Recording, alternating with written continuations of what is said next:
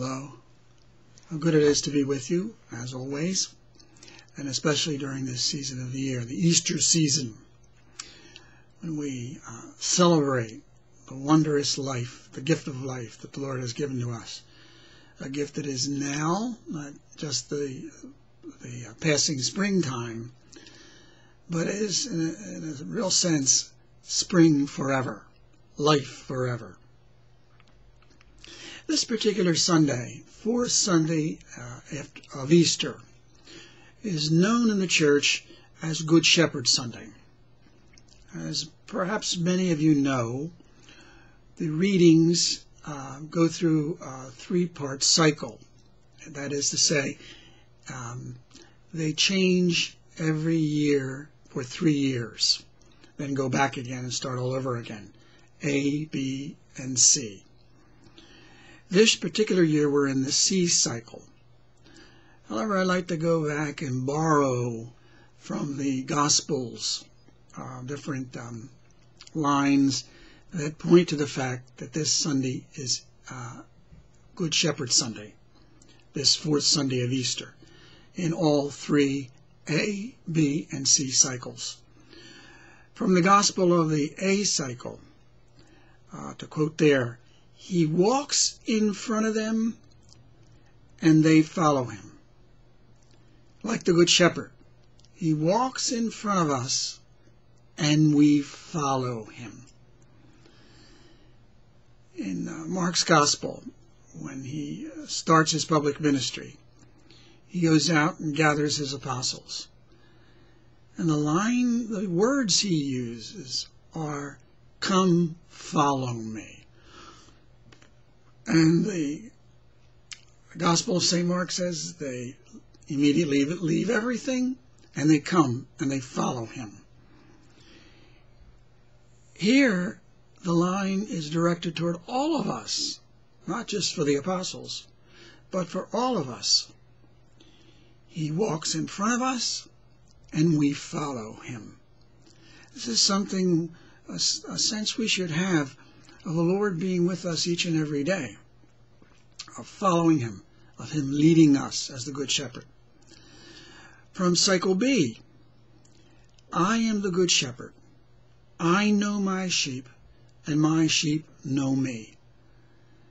I know my sheep.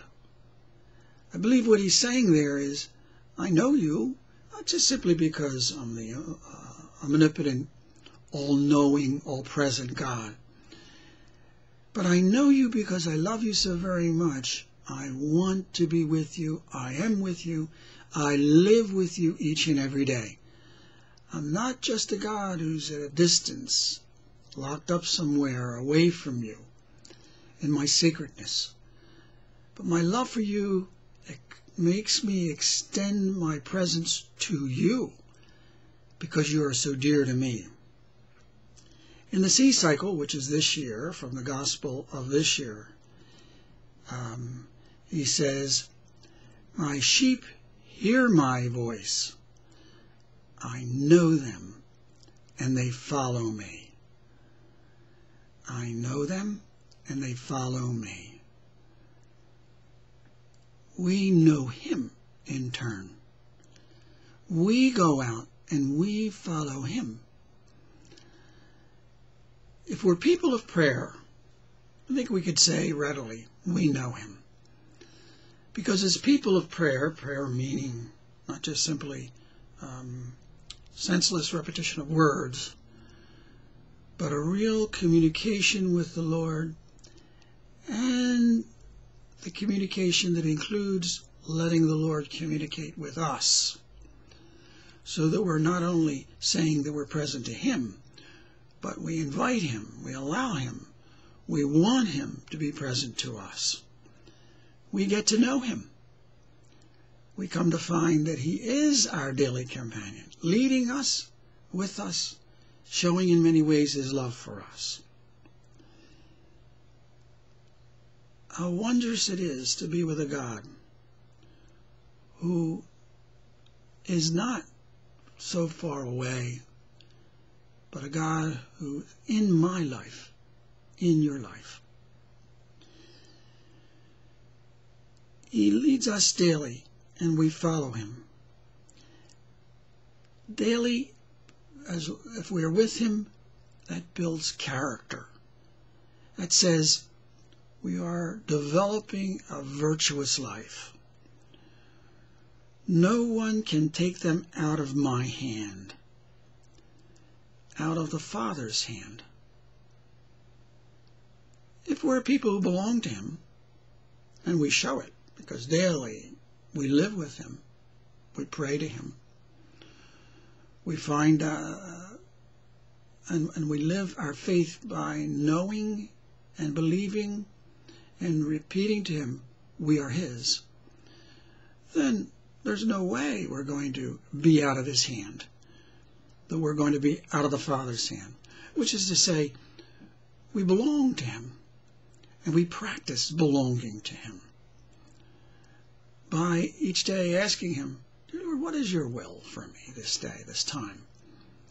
Help me to know it, to do it, so that I live my life in your hands. I'm not, so to speak, out of hand, but I'm in your hands. You care for me and look after me." In the Acts of the Apostles, the first reading for today, it says, "Remain faithful to the grace of God." His grace, his life, flows into us.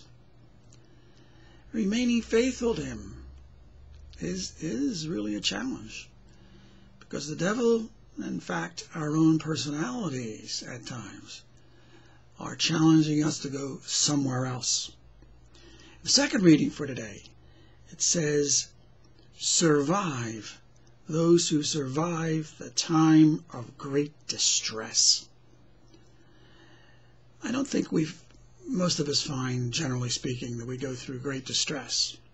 But we certainly go through temptation, and that is distressing,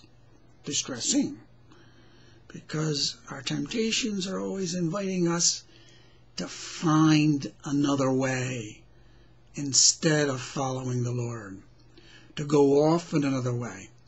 And temptations, just to repeat the word itself, are very tempting, are very inviting.